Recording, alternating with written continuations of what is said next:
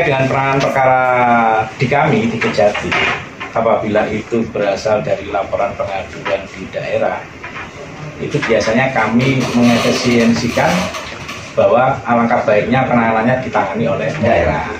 Itu untuk mempercepat penanganan perkaranya, ya, bisa menghemat waktu juga, ya kan, dan menghemat anggaran. Tentunya pasti dilimpahkan ke daerah dulu. Dalam hal tertentu, ketika penanganan perkara itu sudah ditangani oleh daerah, tentunya setiap perkembangannya harus dilaporkan ke Kejaksaan Tinggi. Betul. Itu SOP-nya seperti itu. SOP-nya, ya. Perkara ini kan sudah putus, ya. Ya, sudah putus dengan tersangka, dengan terdakwa empat orang. Ada upaya hukum nggak itu? Terpidana. Sudah terpidana, Pak. Sudah menjalani. Sudah menjalani. Putusnya berapa? Putusnya tahun berapa? 12 tahun. 2002 kalau nggak salah 2022 sudah putus. Sudah putus dari 2022. Enggak, 2023, Pak. 2023 sudah putus. Tahun kemarin berarti. Kemarin, ya. Sebetulnya kalau penanganan perkara tipikor itu kan aparat penegak hukum yang diberi kewenangan oleh undang-undang kan bukan hanya kejaksaan. Ada kepolisian, ada KPK, ada kejaksaan. Teman-teman bisa melapor kemanapun, ya kan? Tetapi karena karena teman-teman sudah mempercayakan kepada kejaksaan, kami terima kasih. Betul. Ya kan? Berarti teman-teman percaya pada institusi kami. Betul. Terkait dengan penanganan perkara yang mana satu orang atas nama Husnul Aqib ini, untuk mentersangkakannya itu kan tidak semudah kita membalik telapak tangan. Harus ada bukti-buktinya dulu. Betul, ya kan? Oke. Kalau memang dari Lamongan itu penyampaiannya kekurangan alat bukti, mungkin nanti teman-teman bisa menyampaikan bukti-bukti pendukung yang baru ini ke teman-teman yang ada di Lamongan. Kami di sini sifatnya memonitor dulu, Pak. Ya. Karena penanganan perkaranya kan sudah di Lamongan. Betul. Ini nanti akan kita laporkan kepada pimpinan sehingga bisa melakukan monitoring yang lebih efektif ke teman-teman yang ada di Lamongan. Sampai sejauh mana? Kenapa ini keterlibatannya seperti apa?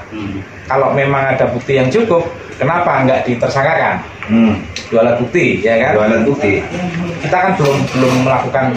Tapi jelas kalau adanya tersangka, dua alat bukti baik formil maupun secara material itu sudah lengkap kejaksaan. Saya yakin begitu, karena tidak akan mungkin. Karena setiap pelaku itu kan perannya masing-masing. Masing-masing. Ya, untuk lolos masing-masing. Jadi kalau perannya masing-masing, tentu kita harus mengkonstruksikan, betul, ya kan? Gak oleh gegabah, Mas. Ya. Saiki tersangka di pra-peradilan dibebasno padha mbek bojo. Kita sama-sama ayo bantu kita juga. Paling tidak gini, Pak. Ketika seorang itu sudah menyandang kasus tersangka, dia mengajukan pra-peradilan, silakan. Tapi tidak, masyarakat itu sudah ada kepuasan.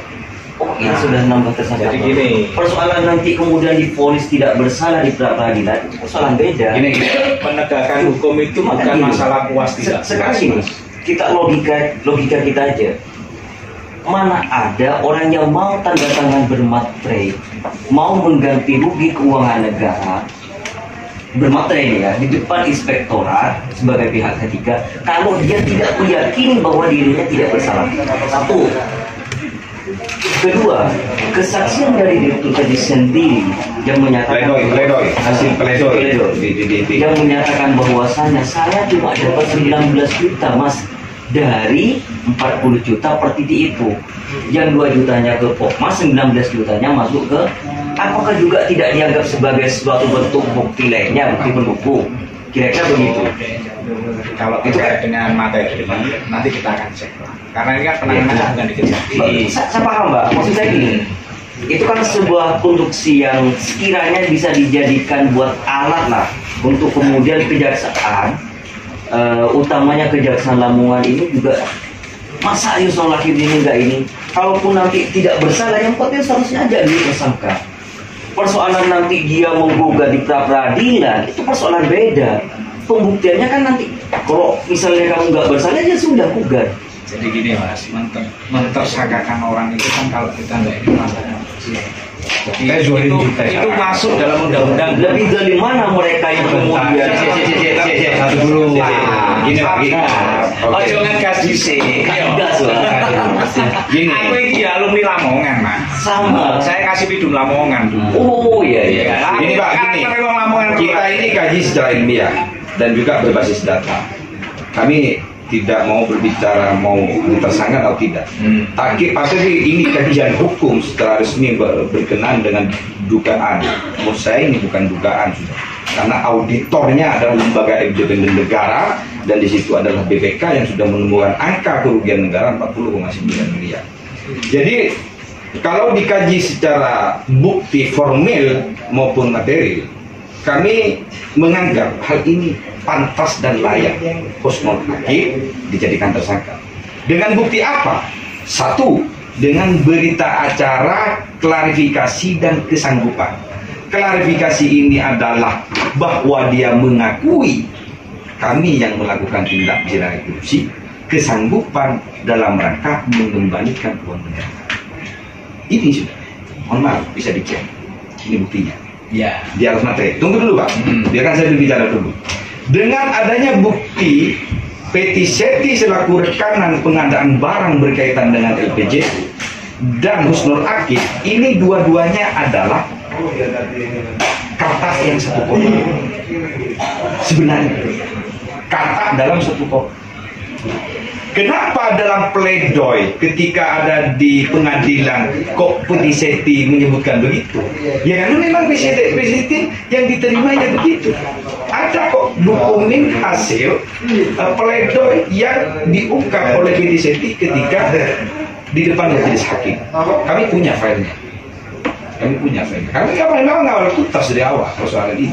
Dan bukti bahwa Husnul Hakim tanda tangan di atas materai sama Peti Seti mengakui bahwa itu korupsi dan mengembalikan uang negara dan ditandatangani oleh Helmi dan itu adalah Inspektorat Jawa Timur, itu sudah lengkap buktinya. Jadi persoalan ini kami bukan menekan aparat hukum, tidak. Ini sudah layak Husnul Hakim menjadi tersangka dalam kasus dana hibah LPJU. Karena apa? Bukti konkretnya sudah ada, baik formil maupun materi. Apa yang dikatakan formil, misalnya dia memang adalah pokoknya Husnul Hakim disatukan di Lamongan berdasarkan KP. Yang kedua, PCT karena ini adalah dana hibah, nggak boleh tidak dikerjakan, harus dikerjakan. Karena tidak ada PPN PPH dalam realisasi dana hibah. Sebelum dikerjakan sudah full masuk rekening semuanya pasca NPHD. Tapi saya bukan pelaku Komnas, mohon maaf. Prosedurnya secara peraturan daerah kan juga diatur, iya kan? Pergub nomor 44 tahun 2001 sudah menjelaskan dana hibah tidak akan dipotong PPN PPH masuk rekening setelah NPHD. Sudah diatur oleh Pergub di situ. Dan tidak akan cair tanpa ada SK-nya Gubernur Provinsi Jawa Timur. Ini rawannya dana hibah. Sebelum dikerjakan rekening sudah masuk. Ada berapa pokmas ini? Itu SOP-nya sudah ada semua. Oke Pak. Kami minta langkah konkret sebenarnya ke sini. Dari Kejaksaan Tinggi, apa langkah-langkahnya? Mau bagaimana menekan Kejaksaan Lamongan, monggo. Mau minta data kepada kami, monggo. Mau kami dipertemukan dengan Kajari Lamongan, monggo. Tapi kalau kami masih berorak-orak di Kajari Lamongan, percuma. Karena ini ada pembackup kingmakernya di belakang Husnul Hakim untuk Kajari Lamongan supaya ini tidak terungkap persoalan tersangka kepada oknum yang berinisial HA ini. Gitu. Kami hanya gini Pak, kita ini diskusi secara ilmiah untuk bagaimana menemukan titik temu persoalan dengan hukum ini supaya publik dan masyarakat tidak bertanya-tanya dengan persoalan ini. Kalau berbicara soal bukti, layak dan sangat layak untuk dijadikan sebagai tersangka atas nama Husnul Hakim ini. Begitu ceritanya. Monggo ditanggapi.